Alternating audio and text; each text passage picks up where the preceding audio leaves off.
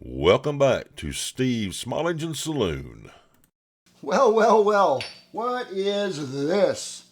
That is a muffler, diverter, and exhaust, deflector, whatever you want to call it. I have never actually needed to use one of these before on any small engine equipment. I'm going to play a clip for you right here and show you why. You see that wheelbarrow I got for this chipper? Shoots right in there. It's a plastic tub wheelbarrow, and the exhaust comes out right beside the plastic tub right here. I can't move the wheelbarrow any further away from that, because if I do a safe distance, then the chips coming out of the chute don't hit the wheelbarrow. They come in between the two. So I need one of these diverters on that so it doesn't melt that tub anymore. You can get these things on, I'll put a link for you in the description of this video. Link, you can get square ones like this and round ones. The round ones seem to be a little bit more money. I'm not sure why. Lots of small engine equipment out there have these heat shields on the muffler. Like this is one off of a Honda lawnmower. See how it has two holes in there? You can put that on that thing. You can put them on this one. This one has 6 holes. Some of them have like 8 holes on them, so you can put this at any angle that you want. So super easy to use.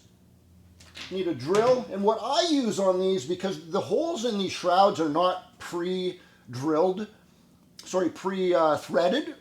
So this right here, I love these things. I think they're called a self-tapping screw. They got a little drill bit right in the end of there, and they're short, coarse threads.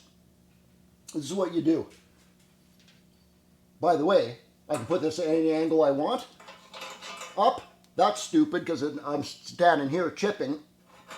Back this way, even stupider, that's coming right towards me. This way, dangerously close to the plastic on that air filter cover. And down, I'm like, gonna be wood chips and stuff down here. That's a little close for me to be blowing hot exhaust on there. So I thought the happy medium would be at a 45-degree angle going this way. It misses the plastic and it's further before it hits any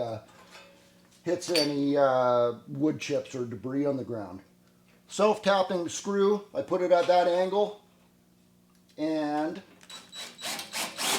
drills itself in there. I'm not going to tighten that one up yet. This one,